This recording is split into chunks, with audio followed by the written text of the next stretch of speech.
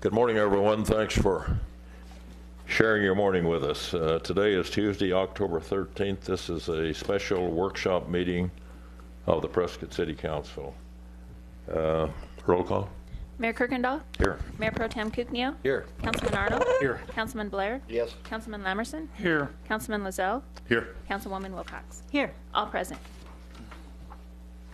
Okay, the only item on the workshop is discussion, presentation on the history of Watson and Willow reservoirs and discussion of the ADEQ settlement agreement for the Watson TMDL. We probably should try to determine now at what point we want any discussion on this. Do we want to do it this morning, or do we want to do it during the meeting this afternoon? We won't be doing it twice. Discussion amongst the council? Question, well, among the council, but also any comments or questions from anyone in the audience. Really your call. You can take it this morning, or you know, if you do it this afternoon, then you may get more people. It's really it's your call. Well, what I'm concerned about this afternoon is we may miss Hillary's Debate. debut to the debates. That's at 5:30. Well, Mayor, if it has to be either or, I'd like to see the afternoon because I think more people are traditionally showing up for that. Okay, we can do that. I don't want to miss the debate. You don't either? No, I want to see the debate. DVR. I'd like to have discussion now, well, because people came here. Well, we got for a one and specific one. agenda. Anybody else? I'm not, I have no care whether we do it today or. Either way. Okay. Yeah, either way. Chris or Steve? It doesn't matter, but I think it's been posted as this is the main reason why we're here. And I think the people that are interested are probably here right now. Okay, so yeah, go ahead and have discussion this morning. Okay, Charlie, you okay? Okay, let's go. Craig, you have anything before Henry takes off? Okay. Well, good morning, Mayor and Council. Thank you for having this special workshop for us. Councilman Kuknio, welcome back. Guten Morgen. We are here today to talk about TMDL. Before we turn it to our staff, there are a few bullet points that I would like to bring it to your attention. The TMDL will be issued for Watson Lake, and it is unavoidable, something we need to deal with. The settlement agreement is a positive thing for the city because it provides the city a voice of how TMDL is enacted. This agreement signifies that ADEQ, in fact, has heard the city's concerns, and it is willing to work with the city to improve the body of data used in calculating the TMDL. Only one more TMDL has been appealed in the state of Arizona. ADEQ's willingness and really compromise to work with the city is very significant. While here have been a number of studies for Watson Lake, there hasn't been a recent study with the express purpose of evaluating management option for the lake. To our knowledge, no one has ruled out any management option such as dredging. However, we need to evaluate all of our options to make sure the city's funding is spent in a prudent way. The contract with AMAC will move the city towards developing a lake and watershed management plan that identifies and prioritizes feasible and cost-effective management measures. Approving the settlement agreement will avoid probably a long, costly legal battle and prolongs the city's really efforts towards the lake and watershed improvement. City staff, public works, legal, water resources, city manager have spent many, many hours in providing the information for your review and your consideration. So today, we'll talk a little bit about the history, we'll talk about technical, we'll talk about some legal aspects of TMDL.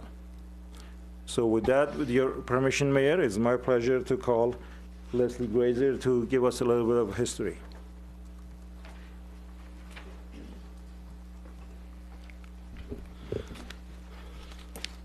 Good morning, Mayor and council members. As the Water Resource Manager for the city, I've worked with other staff members that have been assigned to this topic. A portion of the city's water portfolio is held within Watson and Willow Lake reservoirs, as you know. So I appreciate the opportunity to share with you information today that will be covered regarding the purpose of today and the key points related to the history of the water bodies and the CVID contract that we have, the air agreement. There's a lot of history, and as you know, there's a lot of history, but we had to pick what we knew that was a challenge right now in decision making and bring that forward, and that's what you'll see today, because we just can't put it all on slides. So as Mr. Hash had mentioned, this is our outline for today.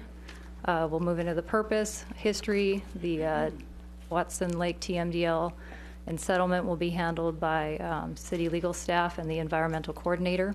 And the specialized AMEC contract will be handled by the environmental coordinator, Amanda Richardson, and then steps forward. So the purpose of today is to provide meaningful information for the purpose of decision making. We have two things happening today, the TMDL settlement and looking at the AMEC contract. We would like to address those questions that you have and document anything that helps us move forward as we work on watershed and reservoir improvements. This slide is just a quick summary of the basics about these reservoirs. When they were constructed, Watson in 1914, although records will kind of go back and forth, we have to remember that, you know, they didn't have the same machinery and opportunities we had when they were trying to build this back in the early 1900s. They did do improvements by raising Watson in 1920. It took probably till the late 20s to actually have that completed. Willow, on the other hand, is 1935. That's what our records show. Then in 1935, they were also looking at what we call the crosscut canal, so it connects Watson over to Willow. You can see that they had stalling significantly till 1960, and then by 65, they've completed it. The city took ownership of the reservoirs and the water rights in 1998 of both Watson and Willow. Part of that the city needed to sever and transfer the water rights from the Chino Valley Irrigation District to the city. And those volumes for Watson is 4,600 acre-feet per year in the documents, and then 5,980 in the Willow Lake Reservoir. Further, that sever and transfer spoke to how much could be used for municipal purposes. So 3,861 and some change was intended for municipal use.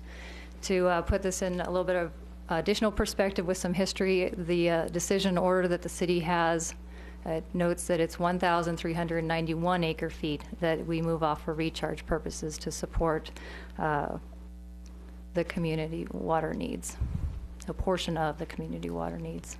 Question. Yes. That amount of water that's there, is that the defined lake surface area of water that we can legally store behind those dams?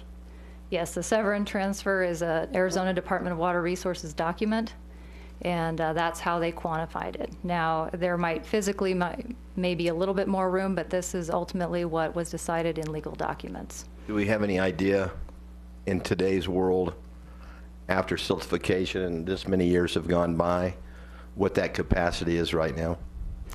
I'm sure if we looked at it closer, these are part of the studies that we will see that need to happen. There's been quite a few changes since the city took ownership, and there was quite a bit of history before the city took ownership regarding silt. So the records go back into the 80s and probably even 70s of what I've seen, that, you know, they were talking about silt way back when. So it probably had its first good So we don't flush. know what the volume is right now then?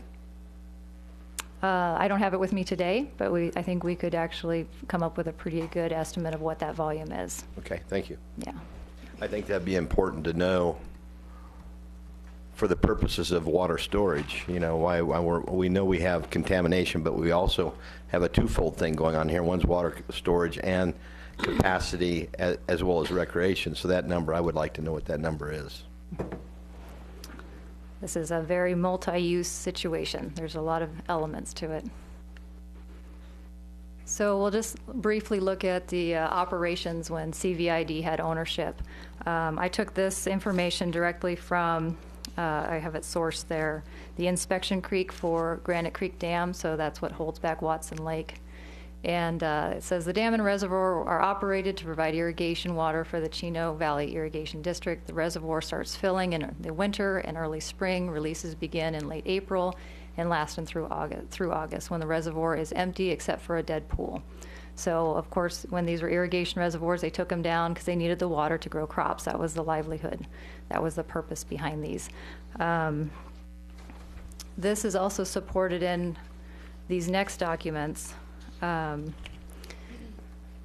Wells was a CVID board member for probably about 3 decades when I look back at the history. So Chino Valley Irrigation District was kind enough to provide us her write-up of the history. And she provided some details. Her details are consistent with what I just showed you about normal operating conditions and how they used them.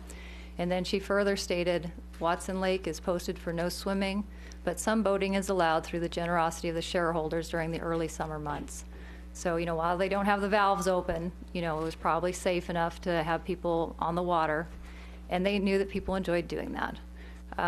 Further, she said, today there is no, as of her document, today there is no public access to Willow Lake area.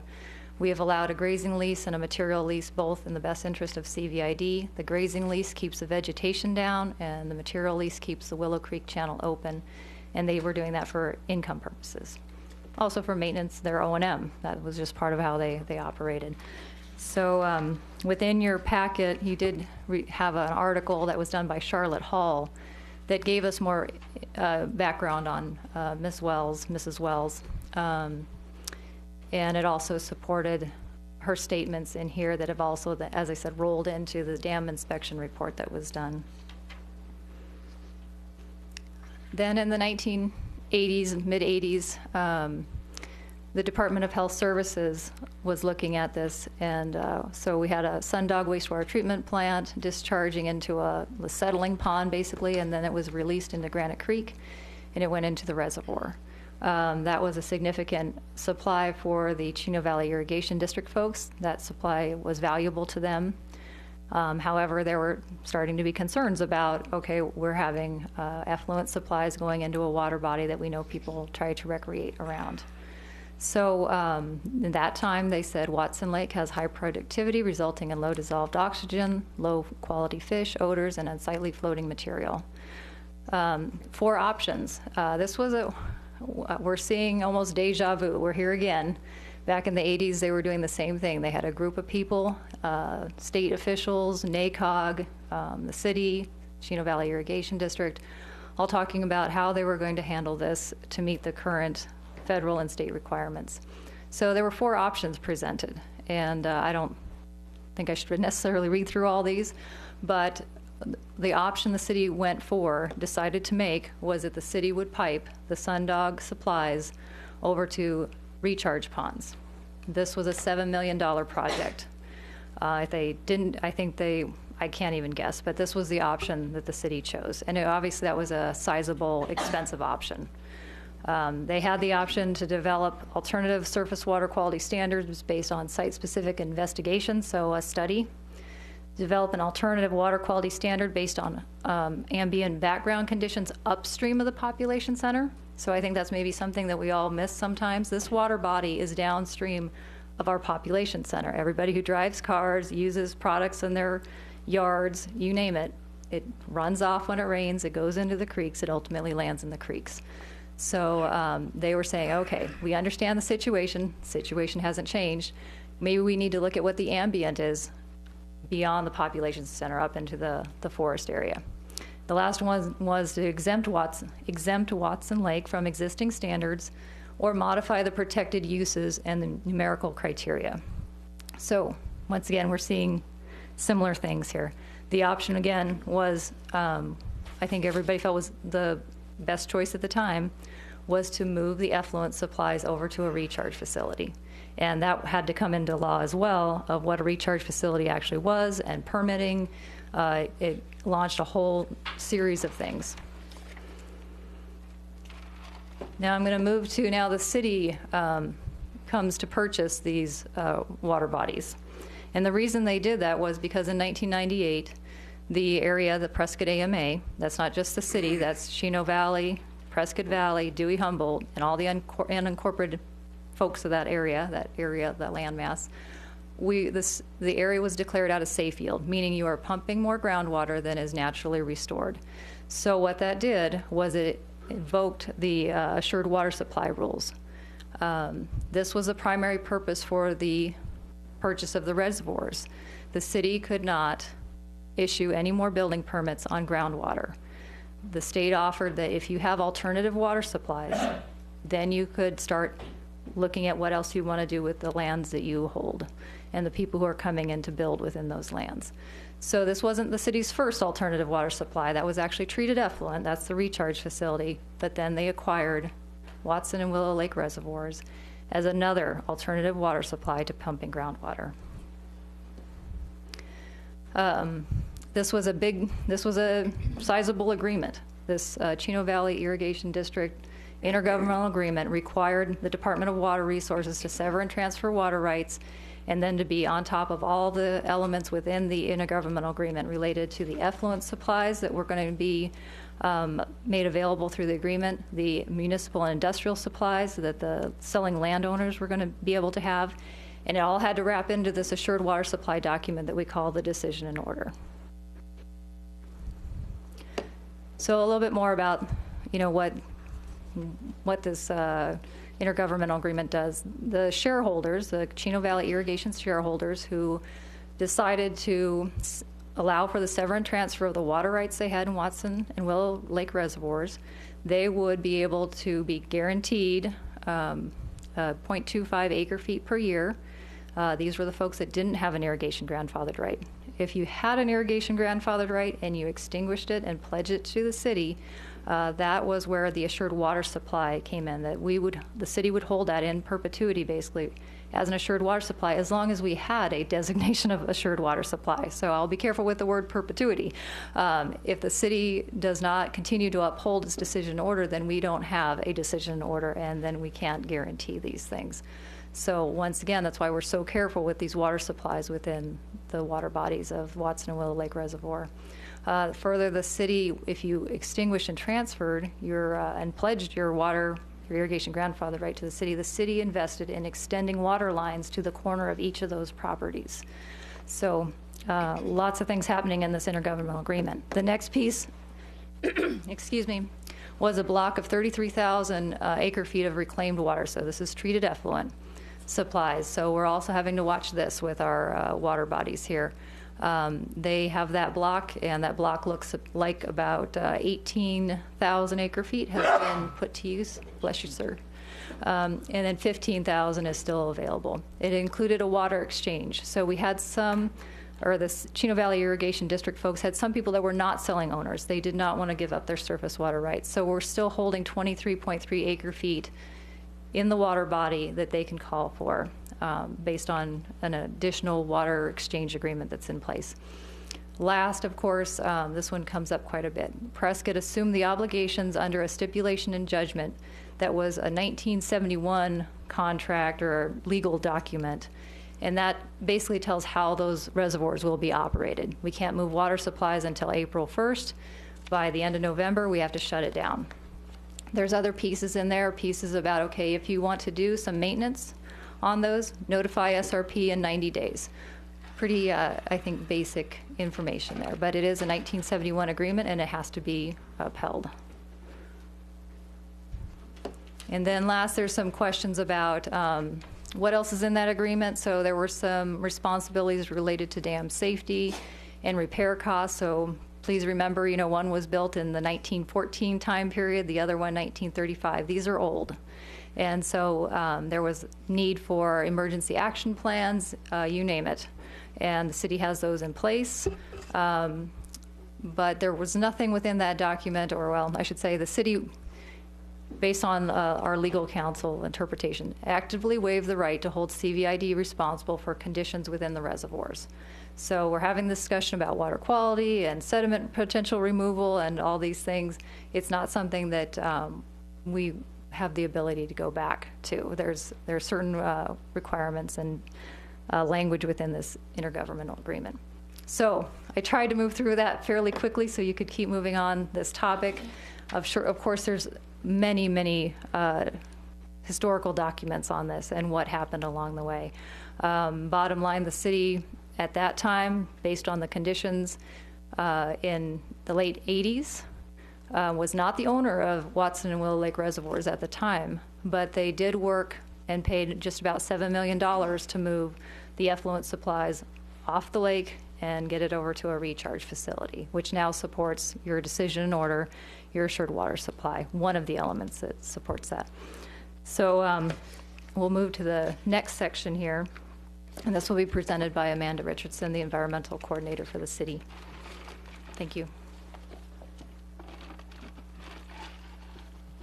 Thank you, Leslie. Good morning, Mayor, council members.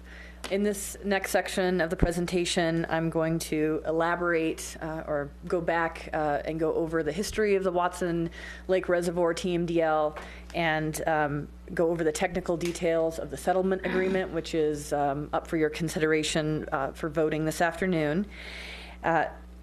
My goal is to try to address some of the concerns that were raised during the September 22nd council meeting by both council members and public. So under a previous contract, AMEC specialists provided a technical review of the ADQ contracted studies, the ADQ TMDL document, and the three main concerns with the TMDL are on the screen before you today. These were presented in April when city staff and AMEC presented the option of appealing the TMDL to council. The primary reasons, the first reason was the use of the Verde River water quality standards as a target for the TMDL.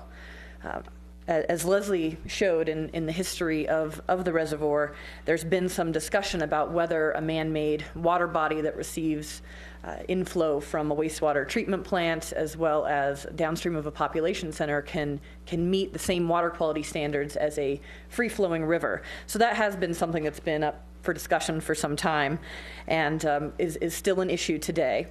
The second reason was the use of the bathtub model by ADQ.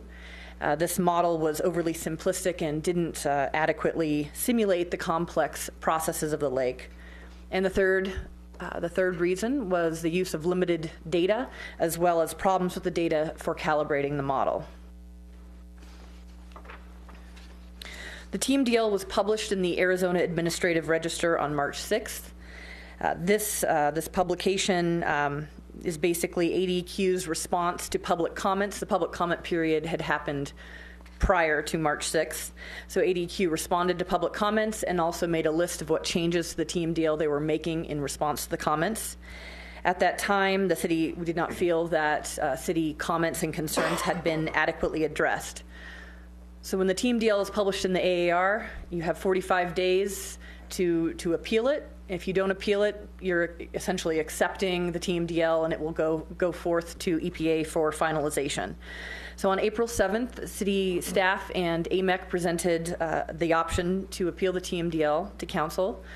On April 14th, council approved the notice of appeal, and the next day, the city legal department sent the notice of appeal letter to ADQ. On June 16th, city staff went down to and met with ADQ for a settlement conference. On July 7th, we had an executive session where we discussed the details of the settlement conference and the agreement. The draft settlement agreement came in on September 16th, and on September 22nd, we presented that agreement to council. Amanda, could I interrupt Yes. you just for a second and back Sure. up? Could you explain a little more what you mean by use of limited data? What Yes. data did we have and how was it limiting? Well, ADQ had the data that was used for the model was they began collecting data they were collecting data to determine the impairment, which happened in 2004. And then when the lake was officially listed as impaired, they began collecting data for the purposes of the TMDL. They had 3 to 4 years worth of data that they had collected. It was very hit or miss, as we all know what the weather is like here in Prescott. When we have good options for collecting stream inflow data, there just was not a lot of data. The years that they used, there was 1 year that was determined to be quite a dry year, another year that was a wet year. So it ran the gamut. It wasn't. It didn't really show the average conditions of the water years, I suppose, is the best way to say it. So it was limited data. And then also the data, the model was not able to be calibrated based on some of the data that had been collected for the ADQ contracted studies. And were they only looking at certain chemicals, nitrogen and phosphorus? Yes.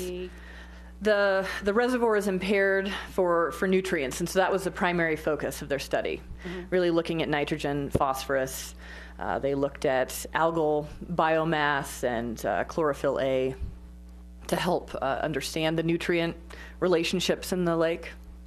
Okay, but nothing about heavy metals or anything stuck down in the lake sediments? No. Okay. Amanda, on the, sorry, if you can go back one right there on that schedule. Henry mentioned earlier that only one other TMDL in the state's history has ever been appealed. Yes. And during the process, say before April, what was the position of ADEQ in wanting to work with the city to find any resolution from our perspective compared to the settlement that took place, discussions in June? So the city had been very proactive from the very beginning when the TMDL was issued as a draft. So even before it was issued as a draft, the city hired AMEC to get on board, to be proactive in looking at the data and looking at the studies. So AMEC was brought on board in March 2013. It looks like, let's see, the draft TMDL wasn't published till April 2014, so a year passed in which ADQ had produced the contracted studies, and AMEC was able to do their technical review of those studies.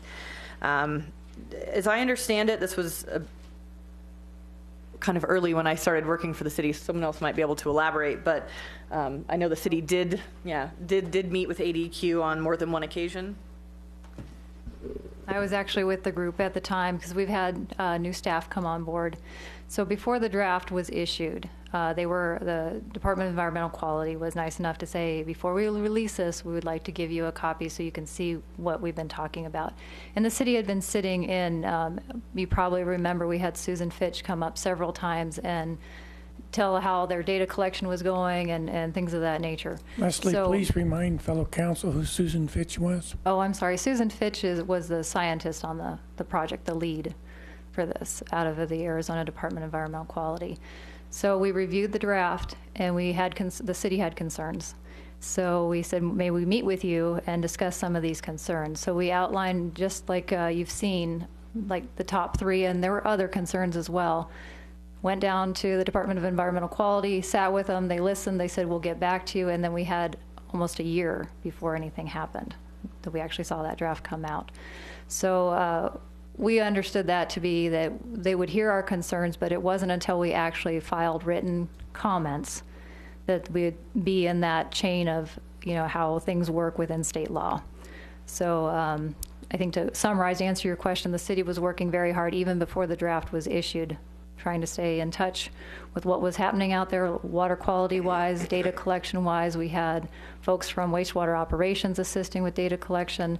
And then when we went in and said, wow, we really have some concerns about this, we were kind of just said, okay, we hear you, and everything went quiet. And then really concerns weren't actually able to be filed until a public comment period had opened. And just following up to that, I think what I'm trying to get at is the mentality of ADEQ and wanting to work with the city prior to us filing the letter of appeal. So maybe the 12 months leading up to that decision to appeal. Well, I think I think in all fairness, they were working to work with us. I think there's a structure within state law of, we could say everything we wanted to, but until it went into a public comment period where things were written down and they could respond, then they would do so. The other issue I believe that I could see was that there were issues related to the MS4 permit that you've heard about quite a bit. So that linkage within their own department, they were trying to sort that out, and we were trying to follow as well. Okay, so what's going to happen? We issue a TMDL, but does that affect the MS4 permit? Does the MS4 permit come first? And we couldn't get a clear answer, so we kept at it and talking with them. And I think generally both of their departments within that agency were trying to do their best, but we just had a tough situation.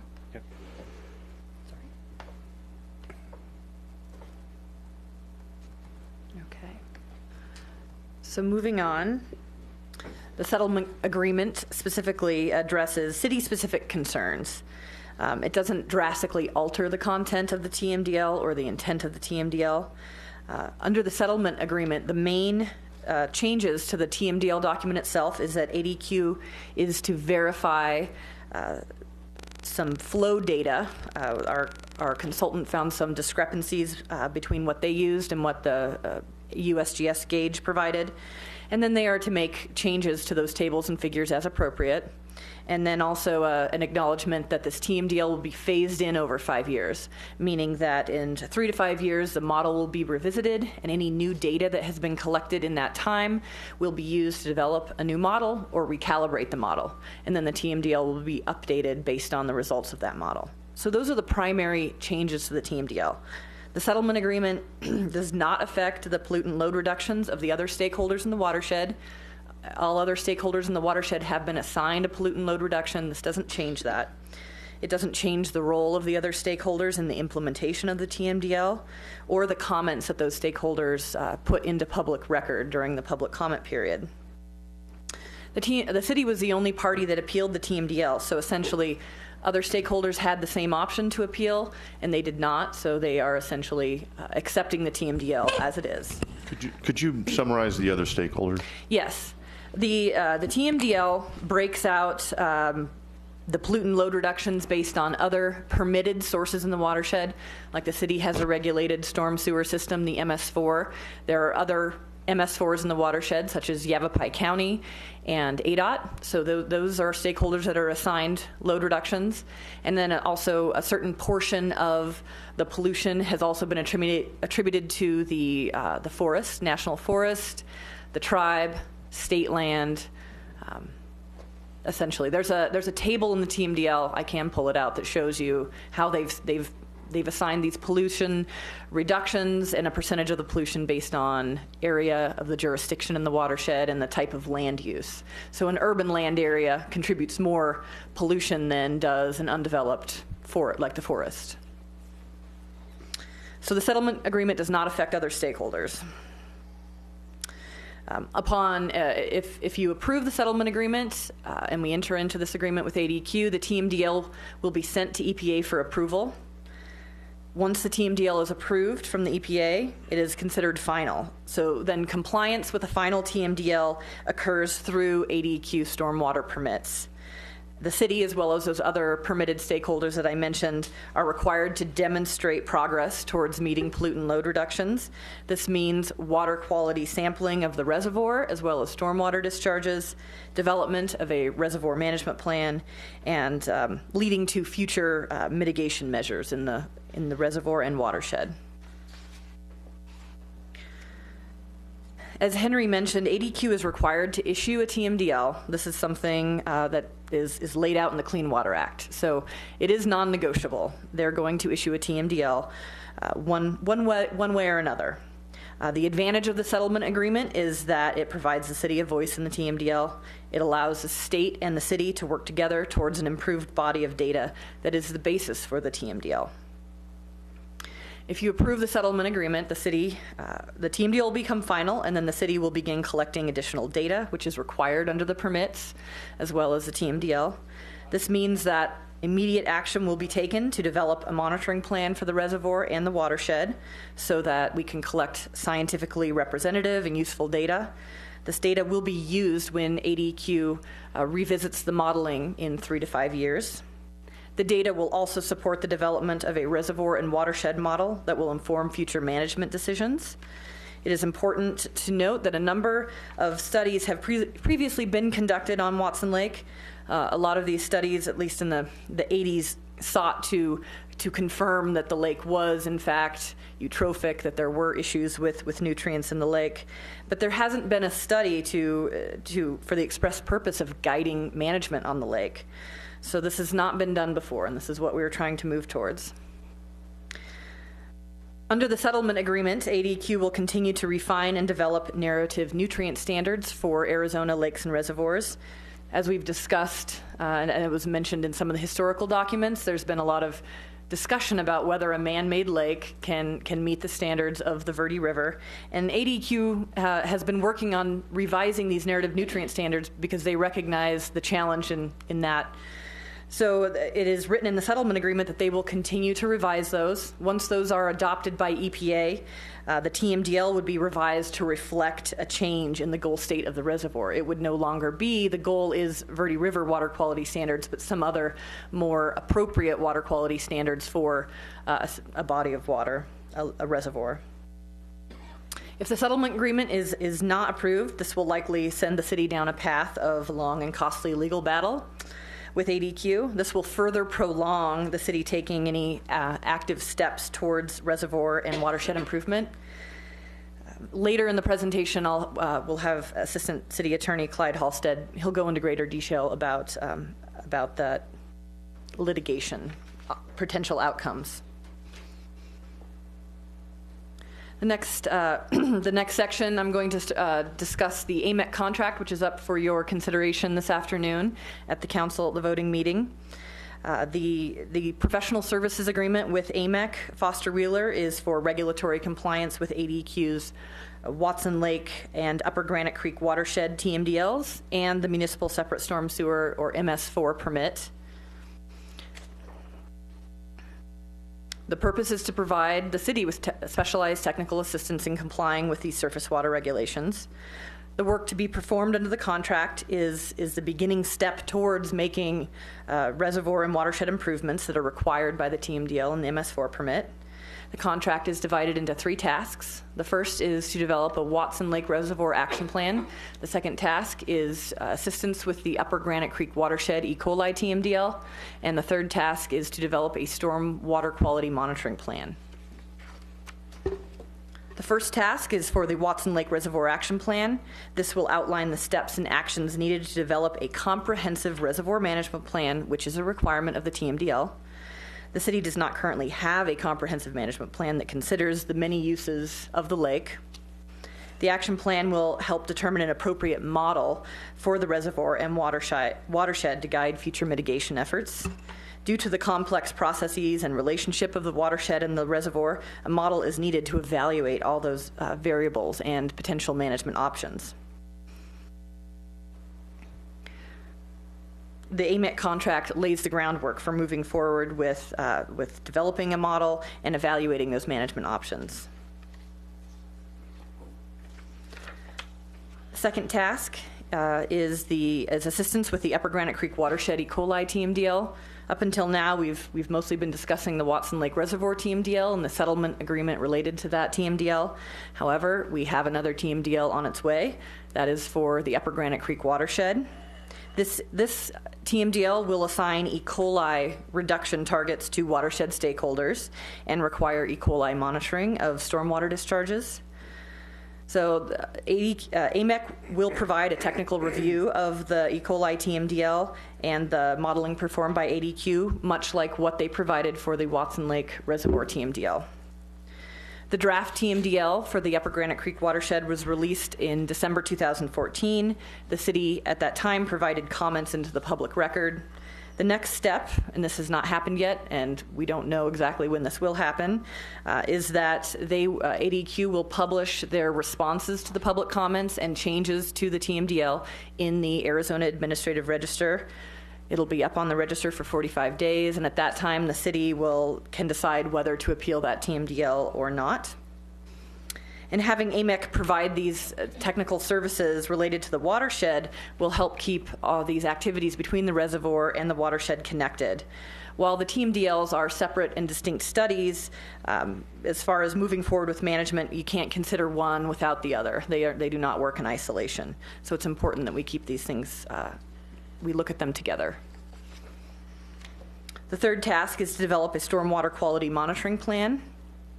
Monitoring of stormwater discharges is currently required for compliance with the MS4 permit and will also be required by the final TMDLs. This task is to develop a monitoring plan, not to actually conduct the monitoring. There was some discussion at the September 22nd meeting about water quality sampling that had been conducted previously using community volunteers. So I'd like to highlight the difference between stormwater monitoring and in-stream monitoring. Stormwater monitoring means a sample is collected from at the end of a pipe or a discharge point into a creek. In-stream monitoring is collecting a sample of the stream flow in the middle of the stream, and that tells us what the quality of the water in the stream is at that point in time and in that location of the stream. The stormwater discharge sampling that is required by the TMDLs and MS4 helps understand what the city's regulated storm sewer is contributing to the watershed. So that helps us determine what is the city contributing to the water quality in the watershed versus other stakeholders. So it helps divide that out. Stormwater monitoring is very particular because the city has over 200 discharge points from our MS4 into waterways. It's not feasible to collect samples at all 200 points. And so a part of this developing the stormwater monitoring plan, AMEC would assist us with some hydrologic and land use analysis to help us narrow down which points we need to monitor at and make sure that we're monitoring different points on a schedule that is in order to meet the permit requirements. Question, Amanda? please. Yes. Go ahead, Jean. Thank you. Do those discharge points include the natural drainages and ravines that feed into the water course that goes into Granite Creek? If those tributaries or washes receive any runoff from a public road, right-of-way, or public property, yes. Okay, thanks. Amanda, during the process, along with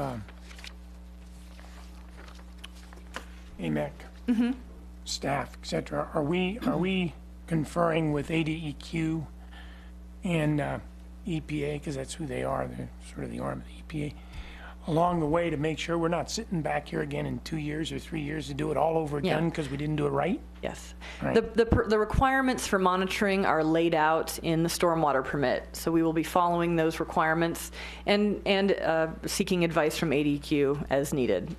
Because of that it's also required by the TMDL, I'm sure it's something that we would give ADQ an opportunity to give us feedback on. Thank you. Yes.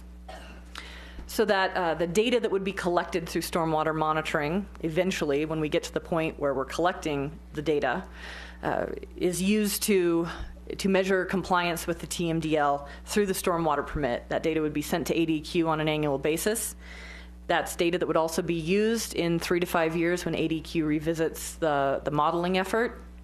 And then this is also data that can be used as the city moves forward to develop their own lake and reservoir and watershed model.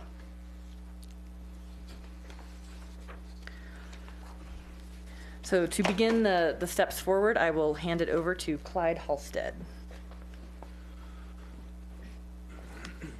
Well, good morning. Now we get into the fun stuff, which is the legal stuff, what I do. So obviously if the settlement agreement is approved, then the appeal is done. The TMDL moves forward. We begin cleaning up Watson Lake. We do all the samples that we need to do, and we make things better. Now, if it's not approved, obviously we can't begin operating under a TMDL, cleaning up a lake, because we don't have a TMDL that's in effect. While the appeal continues, the TMDL is essentially on hold. That appeal could continue for some time. Right now we're in the administrative phase, which means it's sort of an abbreviated process. We'll likely have a hearing sometime in March. The city will want to put on 7 or 8 witnesses, 2 of which, maybe 3, will be experts outside of the city. ADEQ will likely put on an equivalent number of witnesses. Following the administrative hearing, an administrative law judge will make a decision. They have the ability to change the TMDL, reject the TMDL entirely, or direct ADEQ to take additional steps. So that could mean that they simply change a 5 to a 6.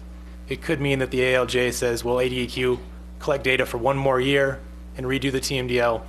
The ALJ could say, the TMDL is rejected entirely, come up with a new one. Under none of those scenarios will the City of Prescott have any increased input into the TMDL process.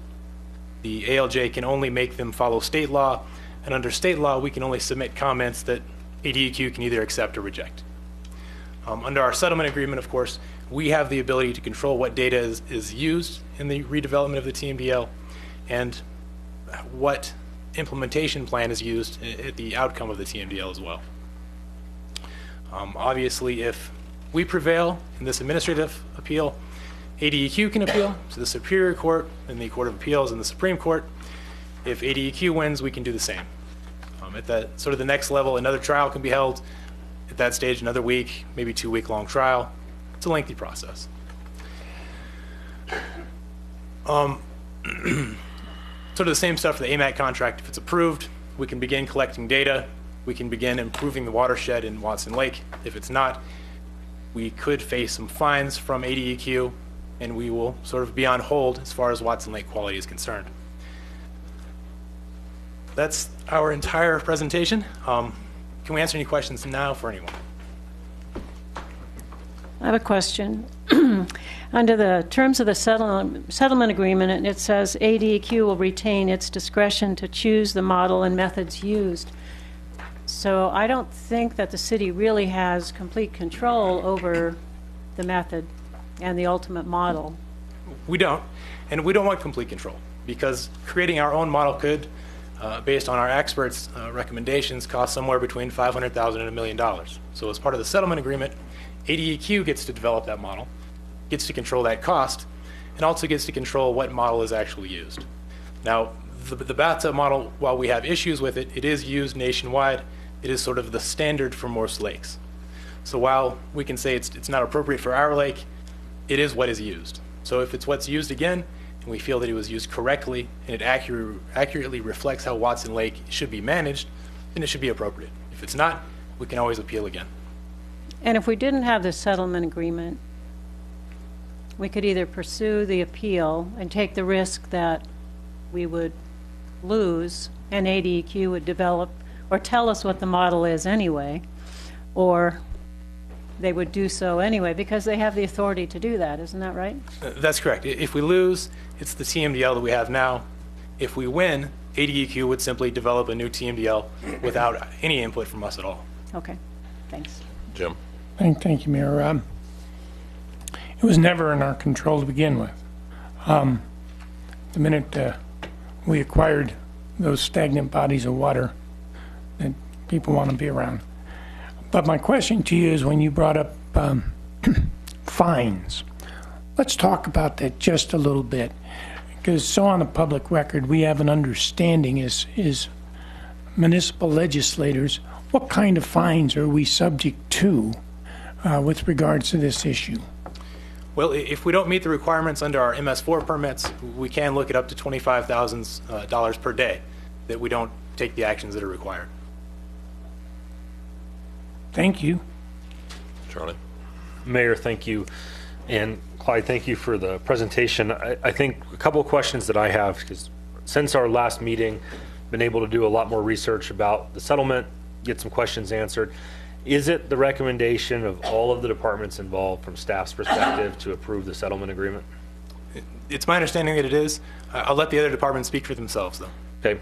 And to really summarize the last 45 minutes of discussion, if we decide not to enter into the settlement agreement, we're going to potentially go into prolonged litigation in which nothing is going to be accomplished in moving forward with a plan related to the lakes. That's correct. Or we adopt the settlement agreement, the contract with AMEC, and that gives us a path to move towards a plan to mitigate the problem in the lake. That's correct. Okay. No. I have a comment. It may take me a while to get there. You know, my dislike, not the fact that they don't need to be cleaned up, but my comments are really centered around this 3 to 5 year deal. I need some clarity in my mind. We know, at least I know, and I think most people understand, based upon the past history of what went into those lakes, including sewage, including Southwest Forest Industries products of slough off the reservation, Easy Transmix concrete plant washing their trucks out into Granite Creek, all those kinds of different solids, different chemicals, all that stuff's done. It's not happening now. Based upon what we've approved on this council for many years is the improvement of lining our sewer pipes in the creek beds, repairing the manholes in the creek beds. I would say this community has done a lot, and I would say at this point in time, my concern is this 3 to 5 year plan and then another 3 to 5 year plan. I know in my heart and in my mind that that lake is impaired. The quickest way to make it better is to remove what's in it and then make a plan going forward. There's nobody that can tell me that that lake's not contaminated. It is.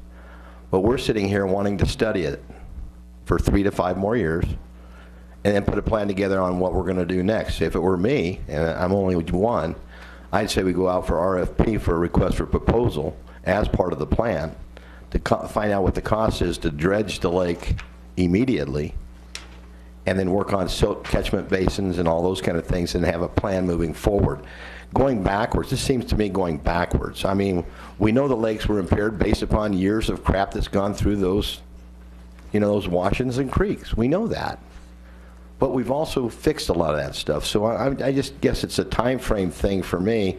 Here we bought the lakes, and I read up here I read the resolution, and it stated specifically it was for water, resources, and recreation. And here we are since 1999, when I stood out as a councilman out in front of Watson Lake, getting the big whoopla from our residents that we are going to now have fishing lakes and boating lakes and everything else. 1999, here we are today, still having, in my opinion, a meaningless discussion because nothing has happened. And I'm not trying to offend anybody. I want action taken and just not sit back and study this thing again. We're paying AMAC, we're paying everybody money to study a situation where we already know has failed. Let's correct it, move forward. And I don't know why we can study things all we want to and have books and reams of paper on the shelf, but let's take an action. Let's show the public that we're serious. That's just my statement. But thank you for the presentation. I get it, I understand it, but we know they're polluted. Yeah, and I agree with you, Councilman. They are polluted, and while just going in and dredging and removing the things may be a valid option, it's certainly something that we may still do. We have to go through the administrative process at this point. Our hands are tied. We don't have a way of avoiding the TMDL or of avoiding additional studies.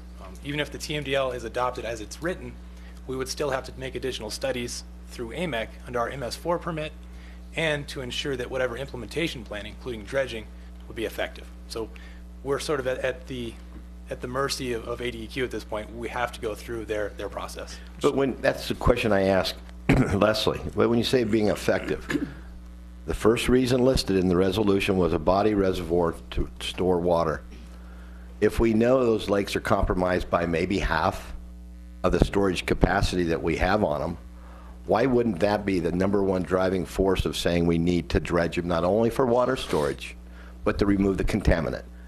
We know those are exactly what lays out there, so let's get this thing jacked up a notch and get moving. That's all I got to say. And then, we have a plan, and Prescott Creeks has done a great job. I mean, they've got monitoring out there. Look what we've done out below the racetrack. We're putting in ponds and, ponds to catch that stuff and purify it. Look what we did over by Taco Bell, putting in that pond. Look at the things we've done to help clean up the water flow into the lake. We've done a lot. But what's in the lake, we haven't done nothing. And I'm appalled by that. Jane. Thanks, Mayor. I think my question is probably better directed to Amanda, so stand back up, Amanda.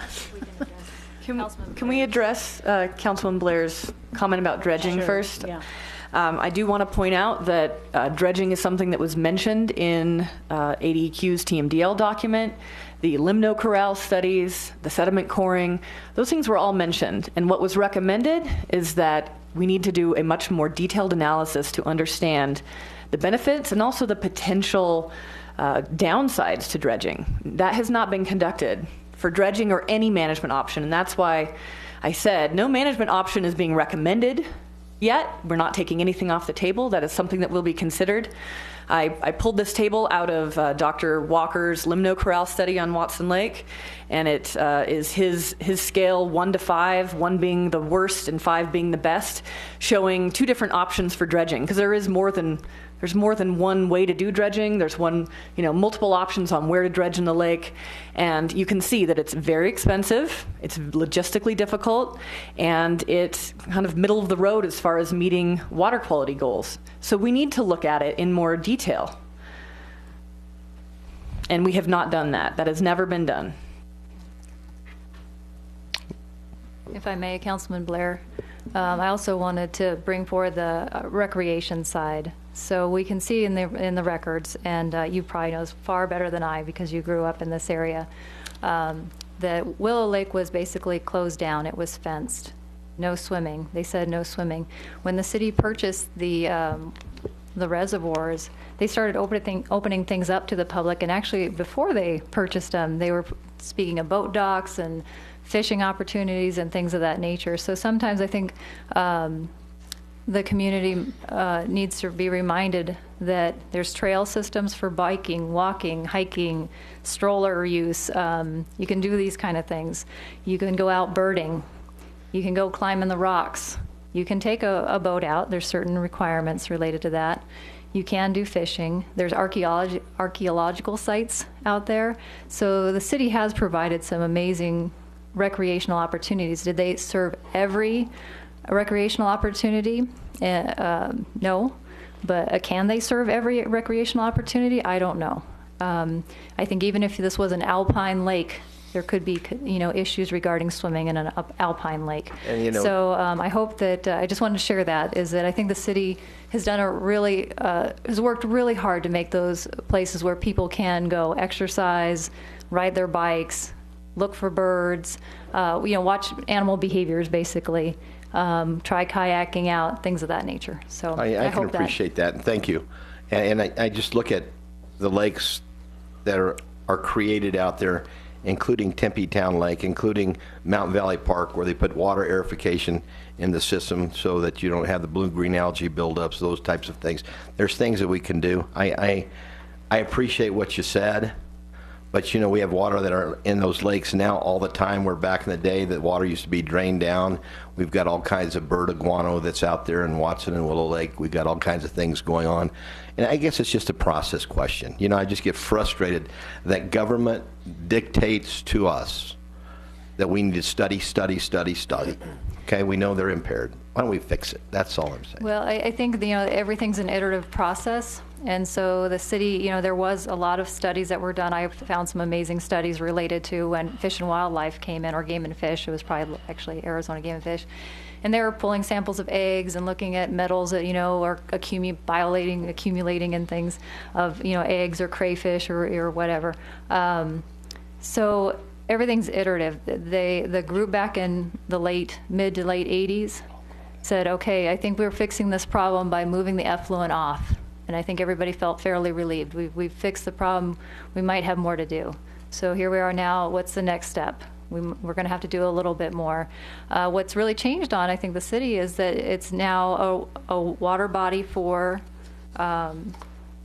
water supplies. It's taken a totally different approach now. Most of those TMDL lakes studies that are done are generally not for water supplies and tied up in a decision and order.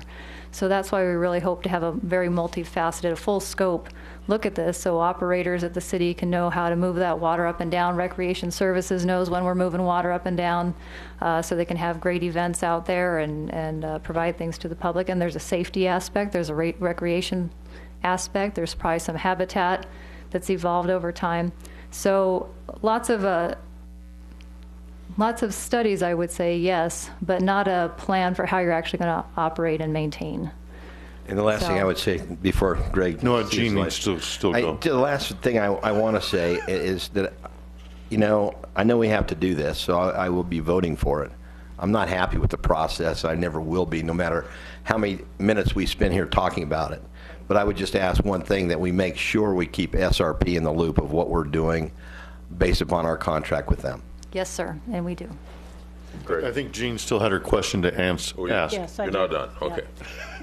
I understand the action before the council is approval of the settlement agreement so we can get to the right TMDL. But I don't want us to get over-focused on just the TMDL, because I think the lakes need a more comprehensive management plan that addresses the sediment going into it. And what do we do about the buildup that's there now that's decreased our water capacity? So I know there's a lot of grant money out there that we should be going after. And I think about a year ago, I sent you a notice of an EPA grant program that you thought we could probably qualify for. It was an ecological restoration kind of program. And then the Army Corps of Engineers apparently has a grant program. When can we go after those grants, and why haven't we done so yet? We haven't sought out any grants or taken any action on the lake yet because we don't yet have a holistic management plan. We haven't evaluated the feasibility of various management options in the lake and the watershed. Once we have done that and we kind of know which way we want to go, then we can find grant programs that are well suited to fund that type of action. It's very difficult to just say, okay, we're going to go out tomorrow and do this, or we're just going to apply for this grant without really having a proposal, a solid proposal that has scientific justification for why we want to do what we want to do. That's really, we would not be competitive if we don't have a good scientific basis and can show that this action is feasible, this project is feasible, and will have positive results. So yes, there are grant programs, but we need to lay the groundwork first for deciding and evaluating what kinds of management options make sense for this community, for these water bodies, and lay out a plan. And then we can also lay out a plan for how to fund that, including grants and aquifer protection fees and long-term capital funding, that sort of thing. But what about the Army Corps' grant for doing a feasibility study? Wouldn't that do what we're asking AMEC to do on a contract? Well, that would be related specifically to a project. We're not aiming at a specific project yet. AMEC is going to help us lay out the groundwork for evaluating all different types of projects and look at how a type of project that we do in the watershed, how is that going to affect the reservoir? Or if we do this in the reservoir year 1, what can we do in year 2 and year 3? I mean, it's very complex, and the two are very interrelated. So we kind of have to know what we're asking for first. Can't just go to an organization and say, give us money to figure out what we want to do. Leslie Grazer did speak with the Army Corps of Engineers, so I think she can try to answer your question a bit better. Okay. Right. I think Leslie's going to answer the question first, Mayor. Oh, okay. I'll do my best. So we did have a water issues subcommittee or water lakes subcommittee, and they offered up an idea of using funds from the Army Corps of Engineers. And so it's not, once again, a surefire plan by any means. We don't know exactly what we're asking the money for. And in speaking with the gentleman, his name's Kim Gavigan, I spoke with him it's been a little while now. But I think the key thing is he emailed me and he said, projects or features that would result in treating or otherwise abating pollution problems caused by other parties, where those parties have or are likely to have a legal responsibility for remediation or other compliance responsibilities, cannot be recommended for implementation. And so what he was saying is that if you have a ADEQ action, a TMDL, if that's the reason why you're coming, for money, it's not necessarily going to work. So I would support what Amanda has just said, that you need to know you got to lay your groundwork, and then you can go to parties and seek monies because you meet their requirements. Otherwise, you're just shooting at things and you're probably not going to get the result you're hoping for. So he was very nice. He offered up, he said, these are what we have. We have an aquatic systems restoration program, and the other one is a water resources planning study. And he was more than happy to come and talk with us when that time came. But he said at this point what it sounds like is you're trying to seek monies for a water quality issue, and this is not necessarily the route that you would want to take. So once again, we haven't closed doors on anything, whether it's what kind, if it's dredging, use of alum, aeration. We need to do the groundwork to understand why we would do that and why it's a reasonable cost for the community to assume. These things aren't going to be cheap. Okay, thanks, Les. I'm sure I'm going to, this is to, or who's going to answer this, but just to summarize what Charlie had given us our two choices, and to add what Steve is concerned with, let's pretend that we as a council all agree that we're tired of it, and we're going to say dredge it and put in some swells and an aeration system. Legally, can we just throw caution to the wind and just do it? We can do whatever we want, but we'd be Well, wait a minute. There's the Clean Water Act, and the first thing you have to do is you have to get a 404 permit because you're dredging in navigable water. So now you've entered a federal process that is very highly regulated, and it starts there and it gets nothing but bigger until it's over. And by nothing but bigger, now we have all this anecdotal information and actual information about all these bad things that went in us. So now we're not dealing with silt now.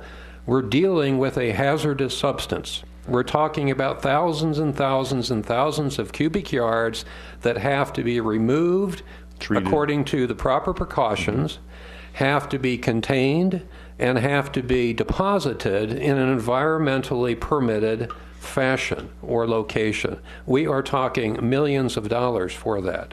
It's not the dredging, it's what you do with it. And once you've stirred it up, it's then what you've got on the bottom and on the sides of what you have left. So, as has been very carefully stated, it hasn't been ruled out.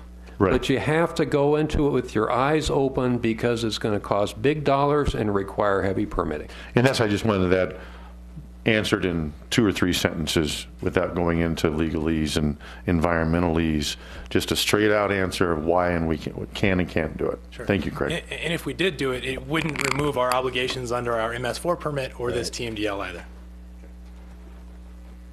Mayor, I share Steve's desire for action on this too, because like he says, we know that they're bad and we got to get them fixed up, but we definitely need a plan.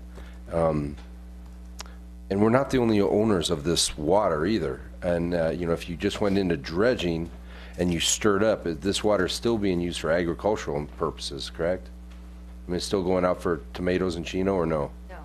No. We do have a downstream water right holder. So it's about 375 acre feet. That's used for stock when they make the call on a yearly basis. So no, the water within the reservoir is city water supply, recognized for city water supply. We just got to be careful when we start stirring things up too, what goes out the other side. I think the point to that that should be made is that yes, we do move water, the city moves water off of the Watson and Willow Lake and delivers it over to a recharge facility. When that water enters the recharge facility, it meets all state requirements from DEQ, but mostly DEQ, but that DEQ permit is contained within our ADWR permit for the recharge facility. My concern would be that, if we stir things up and we elevate something, that we start having hits over at the recharge facility that makes it so we can't recharge, then that puts the decision order in a bad position. So. Anyone else? Just an observation. I had never seen a dredge, the machine, until 3 weeks ago, and there was one brought into Rocky Point on a barge, and they are in the process of starting a process to dredge the channel into the harbor at Puerto Penasco.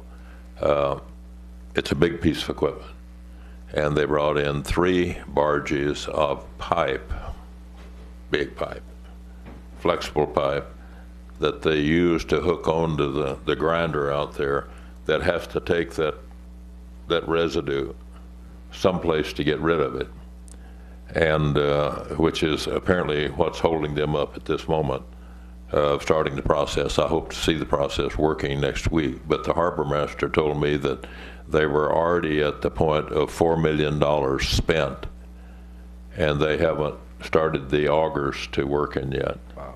So it's a big project. There's no question about it. I hope to learn more because I'm fascinated by the type of equipment it takes to do that kind of work. But I'll keep you in the loop. It's interesting, yeah. You know, and I think, Mayor, too, we're not just dredging out sand or dirt. I mean, we have potentially hazardous waste that we got to get out. So once you get, and the volume, I think, is going to just shock us on the amount that has to come out once you start loading trucks with it.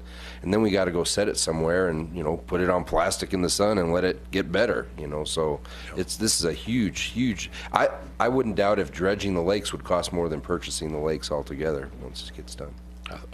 You probably could be right. If we're done here, let's go ahead and let the public make their comments this morning, and then we won't be doing that this afternoon. Okay.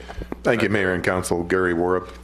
I'm not going to get involved too much because the 3 scientists that wanted to be here today are called out something else. Chuck Budinger, who's done an extreme amount of research and work and working, actually he's a good friend with the Army Corps Engineer representative, couldn't be here today. They had an environmental disaster in Wickiup. The ice cream spilled all over the road. So anyway, just a correction. There has been no bathymetric studies done, to my knowledge, of either lake. There was a sort of a bathymetric done by Dr. Paul Gramillion when he did the coring samples, but it's not an actual bathymetric. That is the only measure of how to determine the actual capacity of the lakes. It's a study of the contours.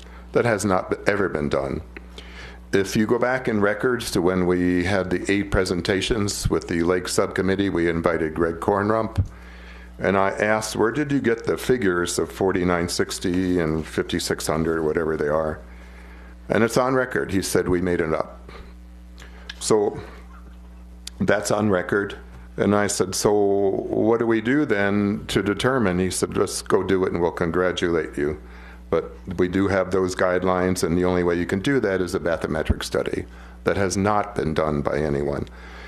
If you remember, we requested some financial support for the studies, and $25,000 was allocated through the Lakes Committee. Of that, we asked for monies for Public Works to have their own sampling equipment, their own probe. To my knowledge, that was allocated about $8,600. I have no idea where those studies are. And I'm finding out that no one knows the studies until just recently when Councilman Blair asked who has read any of this. So there's information that's still out there that's not sitting in front of us. I beg you not to make any decisions until we get some more of the people here that are more knowledgeable than myself in the scientific process. But I do have this information. In 1915, when Watson Lake was built, the dam was built, the depth at the dam at full pool was 48 feet. We now know that it's less than 36 feet. So we know there's a huge problem, but we don't know the quantity. So I don't know how you can talk about the elephant when you're all blindfolded touching different parts. So we need to have a bathymetric before you move forwards. I totally disagree with that. We can't go after the $100,000 for sampling. We have talked with Army Corps Engineer, and we have a different process we want them to look at, which doesn't violate anything because of TMDL. And it does provide up to $5 million for the work. But in actuality, I sat down with several other scientists, with Dr. David Walker, actually here in Prescott at a dinner, and I said, I don't understand all the scientific mumbo jumbo. If these were in your backyard, what would you do? You've got it in all your summaries and that, but it's in scientific data. And he said quite simply, drain and dredge the lakes and put aerators in and keep sampling. I was involved in sampling of in Florida for years for one of the best programs in the country, the Florida Lake Watch. It's all volunteers. They got a grant for people to pay for the analysis, but we were all trained. I don't understand why you have to spend $114,000 for more studies by people who are not using people here who are more than qualified to do sampling. You know, I loved when Billy Orr said we need an overhill gang for the lakes. We are here. We got a great community of scientists. 3 of them sat in this room last time went, I don't believe a word of what I'm hearing. So I'm begging you not to make a decision until you hear more information from scientists who have been working in this. So, you know, my biggest model is the Mississippi River. It's the same process as coming into Watson Lake, displaying of silt all over in the immediate area and then downstream to the dam. So we're showing there's a huge amount of siltation. Now, I've read both studies by both scientists, and again, I'm not a scientist, but they specifically say that those sediments in there are inert. Once they're pulled out, and we have given you civil engineer drawings by Gordon Bean, certified civil engineer, what to do with them. They don't have to be hauled out. We have 3 designs, 3 berms we're asking to put in to catch the silt and use what you take out to build dams across with openings to allow water to come in, but sediment ponds to retain the sediment so this process does not continue. It is an ongoing process once you build a dam, but there are ways to mediate that, and they're happening all over the world. It just seems to be so difficult in Prescott to follow what's going on everywhere else. We're not unique. We're not unique from the rest of the world. The community a few miles away a couple of years ago drained and dredged the lake, and now they're having a good time fishing. Now, that's Prescott Valley. So why is it so difficult here? But again, I'm asking you to wait and hear some more input by people who couldn't be here that have much better input than me. Thank you. Thank you, Gary. Anyone else? Briefly, can I follow up with a... Sure. See if we can get ourselves back on the slideshow here. Apologize, I'll try not to take too long. I can be Back. really brief. Well, I think, so at the very beginning, our purpose was to address and document questions pertinent to this topic, to move the reservoir and the watershed improvements forward. So I was just going to follow up with Mr. Warb. Could you please provide the 3 scientists, their names, and how we can get in? I'll let them come tonight and present their own. They've already been here before. But do you have names for them, please? I sure do. And they are? They'll come tonight and tell you. They've already been here telling you who they are. I don't Is that Mr. Buttinger Absolutely. and Mr.? Not Morgan, I'm sorry. Peter Krupnik? Okay, these are all local retired. Okay. Well, Mr. Buttinger is not retired. Okay. And who's the 3rd one, please? Well, Dr. David Walker, which I wish, I've asked you to invite him more than once. He's the scientist that did the research. Why don't you spend $100, buy him lunch, and bring him up here and ask him what he did? Okay, so I just want to collect the information regarding, as we said, we're going to have a lot of more work related to this. And then the bathymetric that was spoken about briefly. So the engineering drawings are available for the Watson and Willow from the Arizona Department of Water Resources. They are now the holders of those type of documents. The city has those in possession. We also have historic information that tells us that we have silt above the lower spill, the lower valve. There's discussion about, once again, moving silt where with an older valve in place needs a fair amount of attention. You don't just pull silt out and have an older mechanism that's kind of been frozen in place as long as it has. So, there's dam safety concerns. And for the bathymetric, once again, we're close, but I don't think we have all the pieces in terms of when the contracted folks came out, Dr. Gramillion from NAU, he did core sampling, and we've talked about that being related to nutrients. We're looking at nitrogen and phosphorus. He knew when he hit silt. So we have some pretty good information that we'll be able to clarify that volume, but we don't want to do this, kind of not in the method it should be done. We need to really look at this and once again lay the groundwork. So thank you. I appreciate Mr. Warub's comments, and I just want to make sure we continue on with addressing and seeking the information, the elements that we need to move forward. Okay, I'm going to have a question in a minute, but we'll go ahead and let the gentleman talk here. Tell us who you are. Joe Zarnock. Good morning, Mayor, City Council. I agree with Councilman Steve Blair. I think this is an opportunity in our lifetimes to really do something rather than just delay the cleanup, which we all agree is needed for the lakes, especially Watson. To delay it another 3-5 years, you're just kicking the can down the road.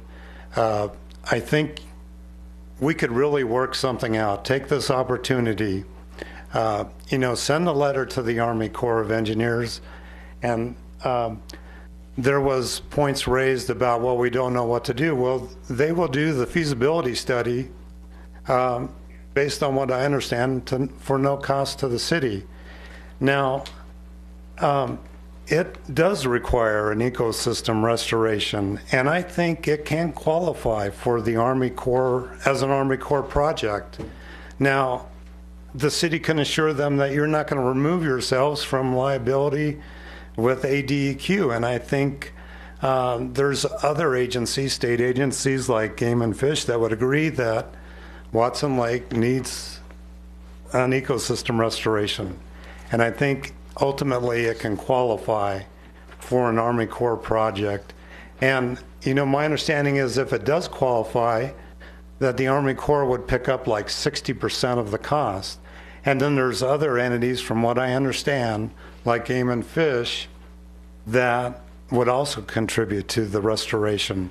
So I think we really need to take this opportunity to explore some other opportunities, including moving forward, getting the job done of actually cleaning up Watson Lake. This is just a delay tactic for possibly another 5 years. And, some people may say, well, we don't know enough, but, the Army Corps will do the feasibility study where they could look at all the different alternatives. And I think there's a real possibility of getting this all worked out, and I hope that you will pursue those other options to getting actual cleanup performed. Thank you. Thank you very much. Leslie, I want to, and maybe nobody else is interested in the information, but I've been told, I think we all listen to people, that disposal of the product that's removed will cost more money than removing the product. And if there's all that bad stuff that Chris refers to, and I've heard the same thing, and I was living very close to that area when the sewage was going in, and when the residue from Southwest Forest Industries is going in, and it's all still in there someplace because I don't think it went away. Is try to get us some guesstimation of where you could put it, because again, I have been told that you would have to truck it to a landfill that had the ability to superheat it and dispose of it to make sure that it was safe.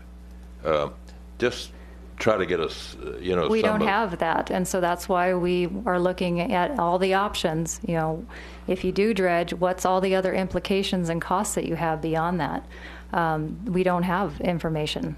The city, there's no studies that have been done to tell us, well, first, we need to be honest with ourselves. The coring was done. Dr. Gramillion did the job he was asked to do, look for certain things, but it wasn't a full suite of testing on those cores. So we should be really careful. Should we be making assumptions that we have heavy metals? Well, we could kind of feel like that's a possibility. Should we feel we have other things residing in those columns?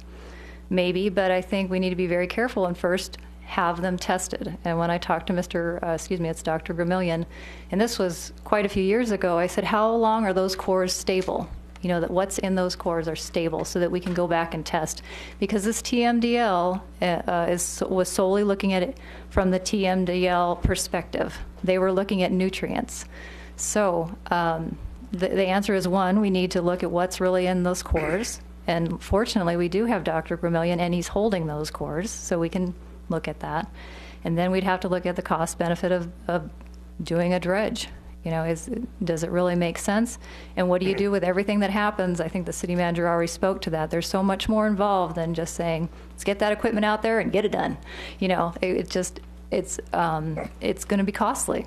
So I guess my answer is we don't know. We don't know. But may I ask real quickly, the gentleman that was just speaking, he said that there's feasibility monies available. And when I talked to this is Mr. Gavigan. He's the Chief Water Resources Planning Section gentleman. He operates out of Phoenix. Were you speaking, sir, to this aquatic systems restoration or the water resources planning studies? Or when you say feasibility study, can you provide some information for the city on that? What's the authority, or what's the item? Actually, in one of your papers, I saw the $100,000 figure. One of the papers you showed earlier. And this is based on my understanding that There it is. That was it. they would actually do a feasibility study to look at all those things, including costs. And the feasibility study is like a step, and a really important step in moving forward to actual cleanup. And all these issues would be addressed. So you would probably for the first time actually have a roadmap on if you wanted to pursue the cleanup, how to do it. Cost, all the different alternatives, options, how to handle the removed sediments. It would evaluate all those things. And Okay, can I follow up with that too? So he was speaking of this item here, and this was the email I had from Mr. Gavigan, and I've just highlighted the part here. It says water quality and water supplies are 100% non-federal cost, so they won't pay for this. And that's based why, on what he said, based on what Mr. Gavigan well, said. That's why I'm concerned. We need to be careful about dollars and what study, what Army Corps of Engineers or any granting authority. And he said, well, they're not grants. They're either cost sharing, something to that effect. So he was wanting us to be very careful on how we understood their programs, if we really understood their programs. And I think there is a very clear case that this is not just water quality alone, it's also restoring an ecosystem. And I think there's a very valid case for that to be made. And I would hope that the city would actually send a letter signed by the mayor, or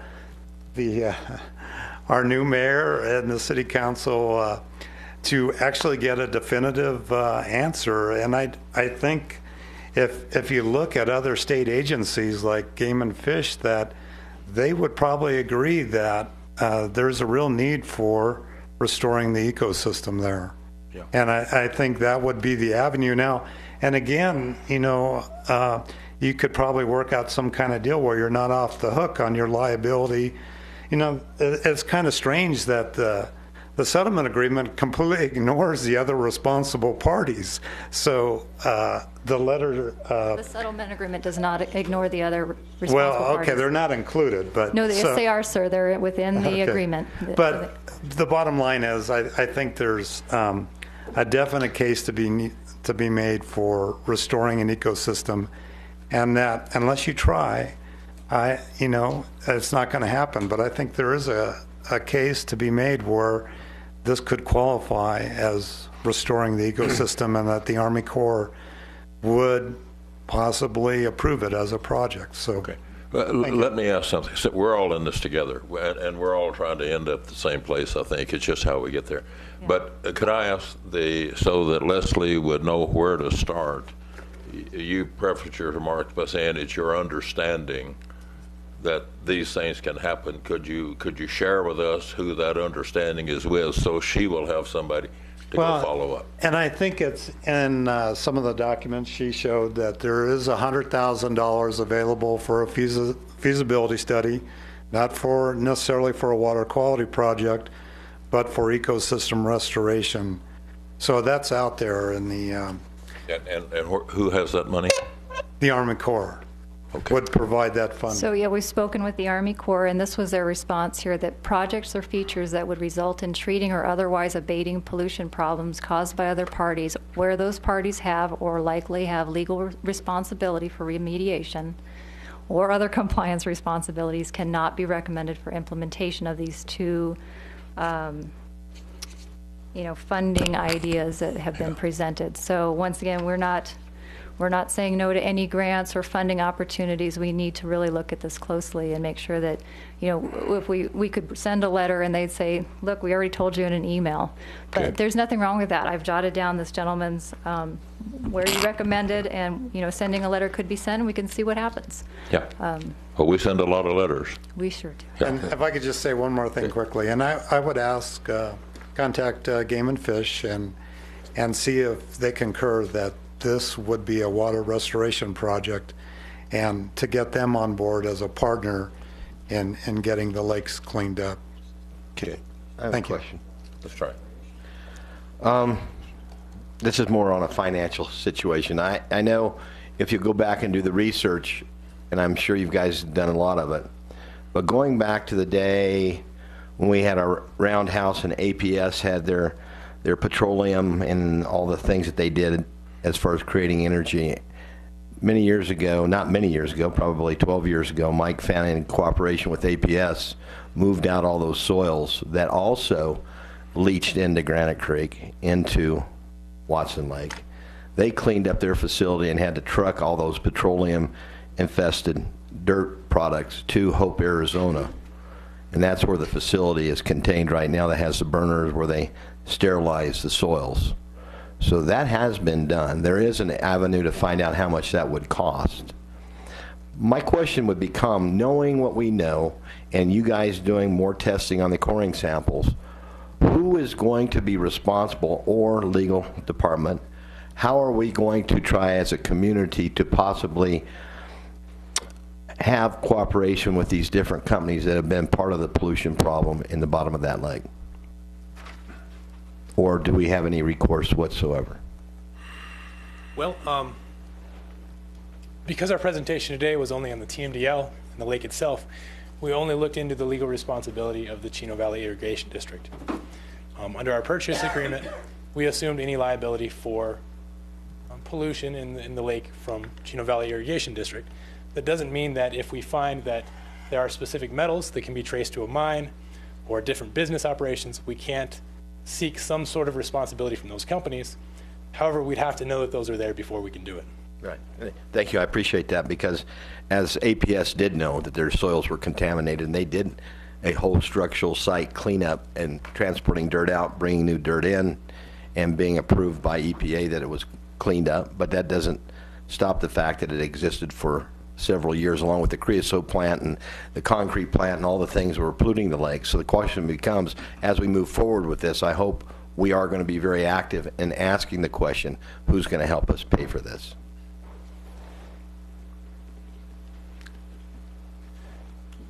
Mayor, Council, my name is Michael Bird. I'm the Executive Director for Prescott Creeks Preservation Association. We're a local nonprofit that's been here in the community for 25 years, and we have a mission to achieve healthy watersheds and clean waters in central Arizona. I appreciate the opportunity to provide some comments as I've listened today. I think I'd like to encourage the city to move forward with all the work that is being proposed. You've got very capable staff, I think, that has worked very hard on identifying what the issues are, looking at the pros and cons of the various actions that the council might take. And just as a little bit of background, Prescott Creeks has been involved in a formal relationship with the city of Prescott for close to 20 years now. We enjoy a lease for the Watson Woods Riparian Preserve property, where we work to do extensive ecological restoration as well as provide passive recreation opportunities to the community, those sorts of things. We've also been working on this water quality issue, both with the state, with community stakeholders, one of whom is the city of Prescott, for over 10 years now. So I think when there became an indication that there was a problem formally, we were very excited. We didn't like having a problem, but having that formal indication really started to pave the road for what steps do we as a community need to take on to protect these community assets. And I think as we think about Watson Lake and Willow Lake and our creeks throughout this community, they are tremendous community assets that I think we as the community and the city in particular, I've got the city's tourism and marketing plan right here. It's got a picture of Watson Lake and folks on canoes there. Just this past weekend, the Prescott Great Outdoors Festival happened and drew, I know Saturday, Eric Smith had indicated there were about 2,000 people. Sunday was probably equally well attended. So we've got these tremendous community assets that are recognized in a variety of different ways, both locally, but as well as on a statewide, if not national level, through a program called the Important Bird Area. Watson and Willow Lakes have been named as an important bird area. That's an honorary recognition for their bird habitat and water habitat that is put forth by the Audubon Society here in this state in coordination with Arizona Game and Fish as well. So we've got these tremendous community assets, and we've all been working at different levels through the years to try to figure out what needs to happen with these assets. You've got a tough job in front of you, but you also have a lot of community partners and interested parties who are willing to come to the table. I think these meetings that have happened over the last couple of weeks, if not the last couple of years, have really underscored that. Prescott Creeks is one of those parties. Earlier, Councilman Arnold asked about what I would characterize as the disposition of ADEQ to cooperate and collaborate on trying to figure out what the path forward is. Based on my experience, I've seen Department of Environmental Quality to be very interested in moving this process forward. Yes, indeed, they are a regulator, but they're also an entity that has access to grant funds through ultimately EPA and the Clean Water Act. Approximately $2 million of those funds over the last 10 years have gone indirectly to the city of Prescott through Prescott Creeks. We have implemented projects starting as early as 2005 to address stormwater quality issues with basins related to the Prescott Lakes Parkway construction. The Department of Environmental Quality has participated in restoration at Watson Woods in significant ways. And then starting in 2008, the Department of Environmental Quality funded Prescott Creeks to lead a planning effort to develop the Watershed Improvement Plan, and we did that through a collaborative effort with community stakeholders with a group that we put together called the Watershed Improvement Council that had representatives from the city of Prescott, from Yavapai County, from ADOT, from Prescott National Forest, nonprofits like ourselves, business owners in the community, as well as many public just volunteers who showed up for that process. And most recently, one of the outcomes from the Watershed Improvement Plan was the implementation of green infrastructure water quality improvement measures on 2 city properties, one being the Adult Center over on Rosser Street and one being the Whipple Basin across from the hospital right next to the Taco Bell restaurant that was acknowledged earlier. So I think that kind of taking that 30,000-foot level view and stepping back, progress has been made. There is still a tremendous amount of work yet to do. And one of the things that we think about at Prescott Creeks, and I think a lot of land management agencies approach their responsibilities with, is an adaptive management perspective. We can't just sit back and wait for more studies to happen and then we can decide what needs to happen. We have to take the information that we have, start moving forward, and kind of check our progress along the way. And if adjustments need to be made to those plans, we make adjustments to those plans. And I think that's what I'm hearing proposed here today. And so I guess with those comments, I would just encourage the council to move forward and see if we can continue to improve these community assets. Yeah, don't run off. I think Jim has something. Oh, yeah, thanks, Michael, for standing up and giving some encouraging comments. You know that I'm an environmentalist, and you know that neither one of those two bodies of water are natural. Indeed. By cause and effect, they screwed up the natural environment the minute they dammed up the creeks. So if you want to talk about an ecosystem restoration plan, let's put the rattlesnakes and the horned toads back and get rid of the fish. But that's not what we're talking about here. We're talking about adaptive uses of resources. And one of the resources that those lakes were purchased for were for assured water rights for the citizens of Prescott in growth-related activity to drive an economy. So having said all of that, that's what the staff is trying to work with. We're better off to work with both the state and federal agencies on what we're trying to accomplish with those two bodies of water than to work against them. And I think it behooves us to move forward, as has been proposed not only by our city staff, but by ADEQ. So thanks for your positive comments. You're welcome. Just mine. Again, my 6 years, it's been great to have the cooperation that we've had with Prescott Creeks, and that's one of the high points for me. And you do a lot of good things. Great, thank you. Some of it, and maybe the people that don't go out and walk the woods don't see it, but certainly we understand that. Steve indicated that this afternoon, before we vote on this, that we want to get a recommendation from the different departments that'll be affected, and we'll do that before we vote.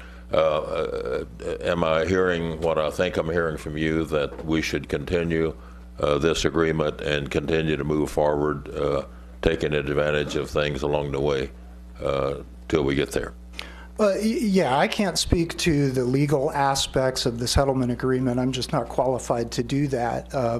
But I think, looking at it in black and white, approve the settlement agreement, move forward with management versus don't and follow further appeals. I see that following further appeals as very costly to the city. I think one of the concerns about how do we come into compliance with the TMDL and improve conditions to the point where the water bodies become delisted, cost is a big consideration there, and I think that's a big concern. I would advocate that the city could use the limited funding that it's got currently to be making steps in that direction, even though there's some unknown elements in the future, but I think the adaptive management perspective can help us address that.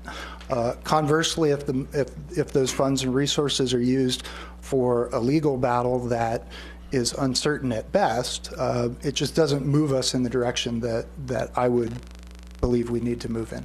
Okay, then I'm assuming your cooperation is going to continue the way it's always worked in the past. Okay. Absolutely, yeah. Okay. We look forward to it growing.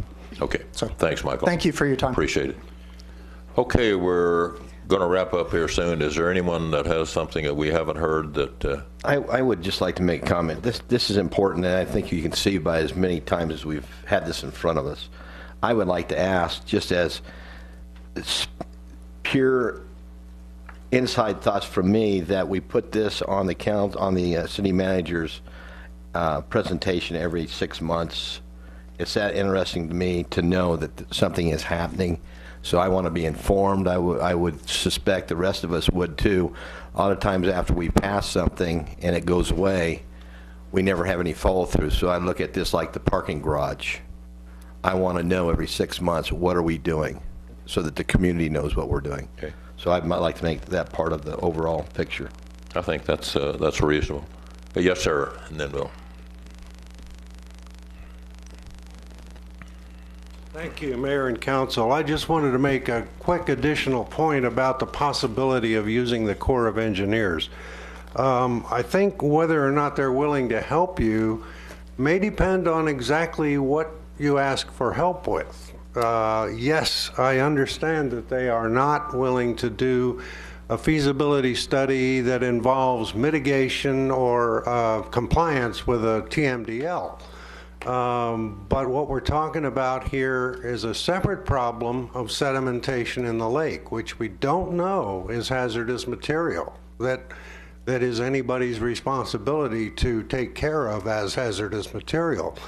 The heavy metal studies have not been done on those core samples, as I understand, and nor do I believe there's been any pesticide or anything like that identified.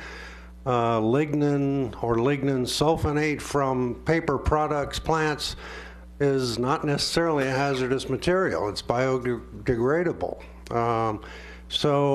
I would still like to see the city request help in perhaps a more definitive way that we might be eligible for help in, not addressing our TMDL or compliance with it, but just the problem with the lake itself. Thanks. Thank you, sir. Henry, you want to wrap it up?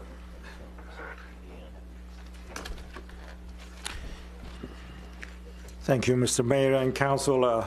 We really appreciate your time and everyone else's time who has been here. I'm probably the one that's least knowledgeable about the history and the technical aspects of it.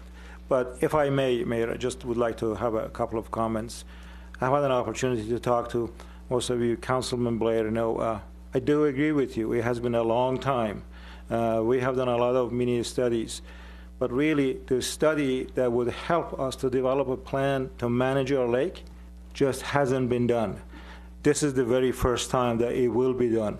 So in 3 or 4 years, we hope we sit down and tell you, these are the accomplishments that have been made in the last 4 years. Instead of, so you have every reason to be frustrated. Things haven't happened in 18 years. So this is why we need to go ahead with the contract, hire AMAC to give us this roadmap. So we definitely agree. I want to thank you all, the group that have had a lot of time, committees to talk about this. But every time that I hear our own city staff, including our city manager, I get more impressed. I mean, you have some of the most intelligent people here. They're scientists in here. They know about the process. They know about the project. So every time I hear, I'm more impressed. I respect them and I trust what they have to say. And I hope you do the same. We are here before you. We wouldn't have this agenda item if the city manager didn't agree with this. So our recommendation to you is, yes, Mr. Mayor, we would like your approval and your blessing on this so we move forward. And on the grants, we all agree. We have been done a very good job in getting grants for different projects. And generally, it helps more if you work with the agencies rather than working against them. They'll be more favorable to helping you getting grants. And so this is really all I want to say. Our options to me are very easy: to move forward, to have accomplishment, as Councilman stated. We come back to you with reports every 6 months, or to long legal battle. So for years we are going to talk about it. Thank you. Be with us at Act 2 this afternoon. Yes, sir. Thanks, everybody. We're adjourned.